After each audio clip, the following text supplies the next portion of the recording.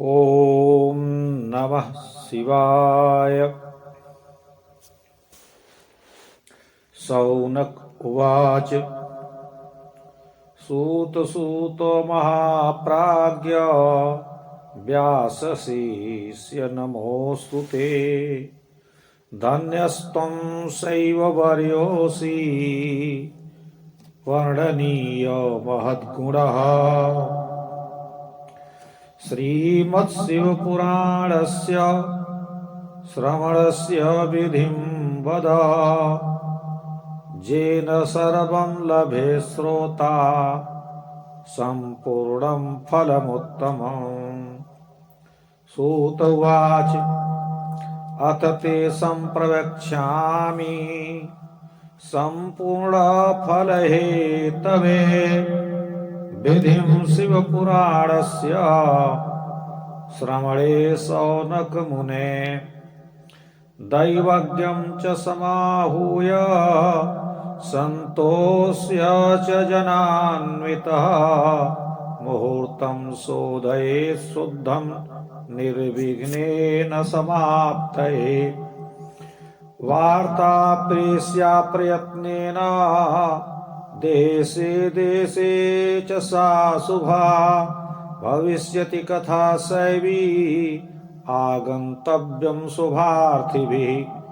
दूरे हरिकथा केचित् दूरे शङ्करकीर्तना। स्त्रियः शूद्रादयो ये च बोधस्तेषां भवेद्यतः। देशे देशे सम्भवाय कीर्तनश्रवणोत्सुकाः। तेषामानयनं कार्यं तत्प्रकारार्थमादरात्। भविष्यति समाजोऽत्र साधूनां परमोत्सवः। पारायणे पुराणस्य शैवस्य परमाद्भुतः। श्रीमद्शिवपुराणः रसपानाय चादरात्। आयंस्त्वरभं भवन्तं च कृपया प्रेम तत्पराः। नावकाशो यदि प्रेम्णा गन्तव्यं दिनमेककं। सर्वथा गमनं कार्यं दुर्लभा च क्षणस्थितिः। तेषां माहात्म्यमेवं हि कार्यं सविनयं मुदा। आगतानां च तेषां हि सर्वथा कार्य आदरः। शिवालये च तीर्थे वा वने वापि गृहेऽथवा कार्यं शिवपुराणस्य श्रवणस्थलमुत्तमम्। कार्यं संशोधनं भूमेर्लेपनं धातुमण्डनं। विचित्रा रचना दिव्या महोत्सवपुरस्सरम्। गृहोपस्करमुद्धृत्य निखिलं तदयोग्यकम्। एकान्ते गृहकोणे च आदृश्येत्नान्निवेशयेत्। कर्तव्यो मण्डपोत्युच्चैः कदलीस्तम्भमण्डितः। फलपुष्पादिभिः सम्यक् विश्ववैतानराजितः। चतुर्दिक्षु ध्वजारोपः सपताका सुशोभनः। सुभक्तिः सर्वथा कार्या सर्वदानन्दविधायिनी। सङ्कल्प्यमासनं दिव्यं शङ्करस्य परमात्मनः। वक्तुश्चापि तथा दिव्यम् आसनं सुखसाधनम्। श्रोतॄणां कल्पनीयानि सुस्थलानिर्यथार्हतः।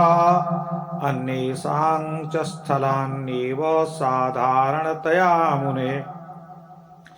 विवाहे यादृशं वित्तं तादृशं कार्यमेव हि। अन्या चिन्ता विनिर्वार्या सर्वा शौनकलौकिकी। उदङ्मुखो भवेद्वक्ता श्रोता प्राग्वदनस्तथा। प्रत्युक्रमः पादयोर्गेयो विरोधो नास्ति कश्चन।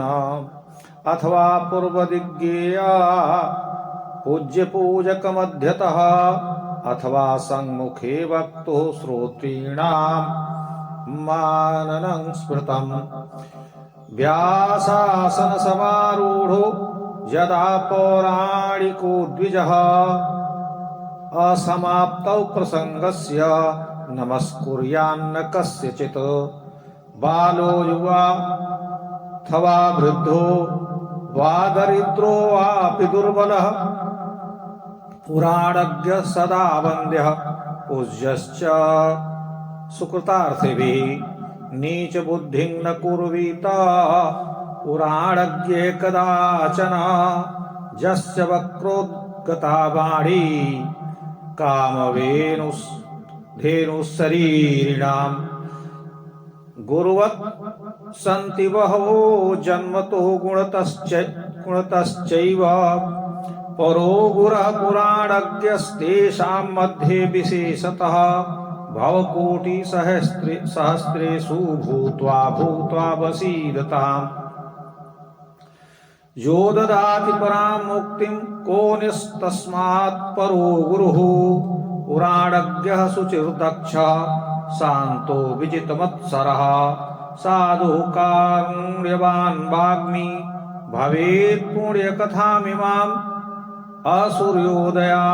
सूर्योदयमारभ्य सार्धत्रिप्रहरान्तकम् कथा शिवपुराणस्य वाच्या सम्यक् सुधीमता ये धूर्ता च दुर्वृत्ता ये चान्ये विजिगीषवः तेषां कुटिलवृत्तीनाम् अग्रे नैव वदेत् कथाम् न दुर्जनसमाकीर्णे न तु दस्यु समावृते देशे न धूर्तसदने वदेत् पुण्यकथामिमाम् कथाविरामः कर्तव्यो मध्याह्ने हि मुहूर्तकम् मलमूत्रोत्सर्जनार्थ तत्कथा कीर्तनान्नरैः वक्त्राक्षौरं हि संकार्यं दिनाद्वाग्वताप्तये कार्यं संक्षेपतो नित्य कर्म सर्वं प्रयत्नतः वक्तो पार्श्वे सहायार्थम् अन्यस्थाप्यस्तथाविधः पंडितः संशयक्षेत्ता लोकबोधन तत्परः कथा विघ्न विनाशार्थं गणनाथं प्रपूजयेत् कथाधीशं शिवं भक्त्या पुस्तकं च विशेषतः कथां शिवपुराणस्य शृणुयात् आदरात् सुधीः श्रोता सुविधिना शुद्धः शुद्धचित्तः प्रसन्नधिः अनेक कर्म विभ्रान्तः कामादि षड्विकारवान् स्त्रैणः पाखण्डवादी च वक्ता श्रोता न पुण्यभाक् लोकचिन्तां धनागार पुत्रचिन्तां वृद्धस्य च कथा चित्तः शुद्धमतिः स लभेत् फलमुत्तमम् श्रद्धा भक्ति समायुक्ता नान्यकार्येषु लालसः वाग्यता शुचयोऽव्याप्ता श्रोतारः पुण्यभागिनः अभक्ता ये कथां पुण्यां शृण्वन्तीं मां नराधमाः तेषां श्रवणजं नास्ति फलं दुःखं भवे भवे असम्पूज्य पुराणं ये यथाशक्त्याद्युपायनैः शृण्वन्ति मां कथां मूढाः तयोर्दरिद्रा न पावनाः कथायां कथ्यमानायां गच्छन्त्यन्यत्र ये नरा भोगान्तरे प्रणश्यन्ति तेषां दारादिसम्पदः शोषणी समस्तकार्ये च शृण्वन्ति मां कथां नराः तत्पुत्राश्च प्रजान्ते पापिना कुलदूषकाः ताम्बूलं भक्षयन्तो ये शृण्वन्ति मां कथां नराः स्वविष्ठां खादन्त्यन्ते तान् नरके यमकिङ्कराः ये च तुंगासनारूढ़ा शृण्वन्ति मां कथां नराः भुक्त्वा ते नरकान् सर्वांस्तथा काक भवन्ति ये वीराभ्यासनारूढ़ा शृण्वन्ति मां कथां शुभां भुक्त्वा ते नरकान् सर्वान् विषवृक्षां भवन्ति वै असंप्रणं विवक्तारं कथां शृण्वन्ति ये नराः भुक्त्वा ते नरकान् सर्वान् भवन्त्यर्जुन पादपाः अनातुरासायाने शृण्वन्ति मां कथां नराः भुक्त्वा ते नरकान् सर्वान् भवन्त्यजगरादयः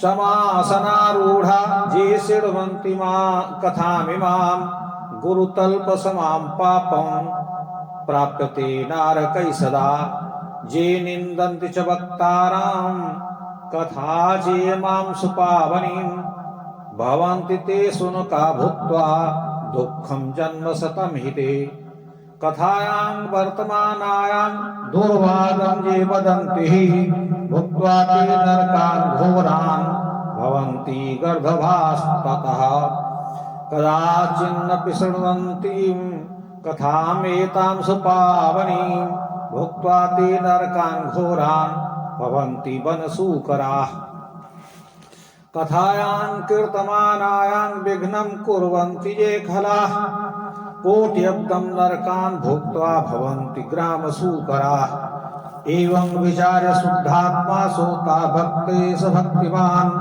कथा श्रवण हेतोर्हि भवेत् प्रीत्युद्यतः सुधे कथा विघ्न विनाशार्थं गणेशं पूजयेत् पुरा नित्यं सम्पाद्य संक्षेपात् प्रायश्चित्तं समाचरेत् नवग्रहांश्च सम्पूज्य सर्वतो भक्तदैवतं शिवपूजोक्तविधिना पुस्तकं तत्समर्चयेत् पूजनान्ते महाभक्त्या करौ बद्धा विनीतकः साक्षात् शिवस्वरूपस्य पुस्तकस्य स्तुतिं चरेत् श्रीमत्शिवपुराणाख्यः प्रत्यक्षस्त्वं महेश्वरः श्रवणार्थं स्वीकृतोऽसि सन्तुष्टो भव वै मयि मनोरथो मदीयोऽयं कर्तव्यः सफलस्त्वया निर्विघ्नेन सुसम्पूर्ण कथा श्रवणमस्तु मे भवाब्धिं मग्नं दीनं मां समुद्धर भवार्णवात् कर्मग्राह गृहीतांगं दासोऽहं तव शंकर एवं शिवपुराणं हि साक्षात् शिवस्वरूपकं स्तुत्वा दीनवचः प्रोच्य वक्तुः पूजां समारभे शिवपूजोक्तविधानात् भक्तारं च समर्चयेत् स पुष्पवस्त्रभूषाभिर्धूपदीपादिनार्चयेत् तदग्रे शुद्धचित्तेन कर्तव्यो नियमस्तदा आस्माप्त्यथाशक्त्या धारणीयस्व यत्नतः व्यासरूप प्रबोधज्ञ शिवशास्त्र विशारद एतत् कथा प्रकाशेन मदज्ञानं विनाशय वर्णं पंचविप्राणां कार्यं वै कस्य भक्तितः शिवपञ्चार्णवमन्त्रस्य जपः कार्यश्च तैः सदा इत्युक्तस्ते मुने भक्त्या कथा श्रवण सद्विधिः श्रोतॄणां चैव भक्तानां किम् अन्यत् श्रोतुमिच्छसि इति शेषकान्दे महापुराणे शिवपुराणमाहात्म्ये श्रवणविधिवर्णनो नाम षष्ठोऽध्यायः। श्रीशाम्ब शिवाय अर्पणमस्तु। अथ हिंदी अनुवाद। शौनक जी ने प्रश्न किया, हे सूत जी महाराज, श्री शिव महापुराण के श्रवण की विधि कहिए जिससे श्रोताओं को उत्तम फल की प्राप्ति हो। सूत जी बोले, मैं फल के निमित्त आपको शिव पुराण की विधि कहता हूँ। हे शौनक जी सुनो। ज्योतिषी को बुलाकर कुटुंब सहित संतुष्ट कर निर्विघ्न समाप्ति के निमित्त मुहूर्त शोधें। फिर देश देश में वार्ता भिजवा दें कि अमुक स्थान पर कथा होगी। इस शिव कथा सुनने के निमित्त सबको आना चाहिए। जो शिव कथा से दूर और शंकर कीर्तन से दूर हो, स्त्री सुध तथा बंधुजन हैं, जिससे उनको बोध हो जाए। देश देश में शिव भक्त जो कीर्तन श्रवण में उत्कंठित हैं, उनको आदर पूर्वक बुलाना चाहिए। यहाँ साधुओं का परम मंगलदायक समाज होगा। परम अद्भुत शिव पुराण का पारायण होगा। श्रीमद् शिव पुराण के रसपान के लिए आदर से प्रेम पूर्वक आप सब कोई पधारिए। जो अवकाश न हो तो प्रेम से एक ही दिन आओ। सर्वथा यहाँ आना चाहिए। यहाँ क्षण मात्र की भी स्थिति दुर्लभ है। इस प्रकार विनय सहित उनको बुलाना चाहिए। उन आए हुओं का आदर करना चाहिए। शिवालय तीर्थ बनवाकर शिव पुराण की कथा कराने का उत्तम स्थल है। पृथ्वी को लीपना चाहिए, धातुओं से मंडित करना चाहिए, विचित्र रचना और महोत्सव करना चाहिए। घर की चीज बस एकांत में निवेशित कर देना चाहिए, जिससे अयोग्यता लक्षित न हो। केलों का बड़ा ऊंचा मंडप बनावें, फल पुष्पाद सहित अच्छी प्रकार से पूजन करें, चारों ओर ध्वजा पताका का आरोपण करें और सब आनंद की देने वाली सुभक्ति सब प्रकार से करें। संकल्प कर परमात्मा शंकर को दिव्य आसन दें और वक्ता के लिए भी दिव्य आसन दें। श्रोताओं के निमित्त यथा योग्य सुंदर स्थल कल्पना करना चाहिए और दूसरे भी स्थान साधारणतया से बनावें। विवाह में जैसा चित्त होता है उसी उत्साह के साथ कथा में भी करना चाहिए। शौनक सब लौकिकी चिंताओं को छोड़कर उत्तर की ओर मुख कर वक्ता करे, पूर्व की ओर को मुख श्रोता का रहे। पलोथी मार कर बैठे, कथा के सम्मुख चरण न हो, किसी प्रकार विरोध न हो, अथवा पूज्य पूजक के मध्य में पूर्वाधिक होनी चाहिए, अथवा कथा गाने वाले के सम्मुख श्रोता के मुख होने चाहिए। और सदा स्पृहा रखें, जिस समय पौराणिक ब्राह्मण व्यास आसन पर स्थित हो, तब प्रसंग के अध्याय समाप्त हुए बिना किसी को प्रणाम न करें। बालक, वृद्ध, दरिद्र, दुर्बल, पुराण ज्ञाता, वक्ता, पुण्य की इच्छा करने वालों को सदा पूजनीय और वंदनीय है। पुराण ज्ञाता किसी प्रकार नीच बुद्धि न करे, कारण उसके मुख से निकली वाणी शरीरधारियों को कामधेनुवत है। जन्म से गुण से गुरु बहुत हैं, परंतु उन सबके मध्य में पुराण का जानने वाला विशेष गुरु है। कारण कि संसार में अनेक योनि पाकर कष्ट पाने वालों को जो मुक्ति देता है, उससे परे गुरु कौन है। पुराण ज्ञाता पवित्र, चतुर, शांत, मदहीन, साधु, दयावान, वाग्मी इस पुण्य कथा को बोलता है। सूर्योदय से पहले आरंभ कर 3:30 पहर तक शिव पुराण की कथा बुद्धिमान को बांचनी चाहिए। जो धूर्त, दुर्वृत्त, जो जीतने की इच्छा करने वाले हैं, उनके आगे कभी कथा न कहे। जहां दुर्जनों की स्थिति हो व जहां चोरों की स्थिति हो, धूर्तों के घर हो, उस देश में इस कथा को न कहे। मध्याह्न में 2 घड़ी को कथा विराम करे, मलमूत्र के उत्सर्जन करने को और कथा के कीर्तन करने वालों के लिए, तथा वक्ता को कथा आरंभ से 1 दिन पहले हजामत बनवा लेनी चाहिए। सब कर्म यत्नपूर्वक संक्षेप से करना चाहिए। वक्ता के निकट सहाय करने को अन्य पुरुष को स्थित करना चाहिए।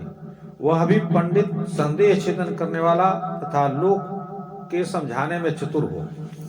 कथा के विघ्न दूर करने को गणेश जी का पूजन अवश्य करना चाहिए। शिव को और कथा वक्ता को, भक्ति से विशेषकर पुस्तक को विधिवत पूजन करना चाहिए। आदर से शिव पुराण की कथा बुद्धिमान सुने, श्रोता विधिपूर्वक शुद्ध होकर प्रसन्न चित्त रहे। अनेक कर्म से विभ्रांत हुए कामादि षट विकारों को करने वाले चोर, पाखंडवादी वक्ता और श्रोता पुण्य के भागी नहीं होते हैं। लोक चिंता, धन आगार की चिंता, पुत्र चिंता छोड़कर केवल जो कथा में मन लगाता है वही उत्तम फल को प्राप्त होता है। जो श्रद्धा भक्त युक्त है, जिनके दूसरे कार्यों में लालसा नहीं है, वाणी रोके हुए व्यग्रता रहित सुनने वाले पुण्यभागी होते हैं। जो नराधम अभक्त इस पवित्र कथा को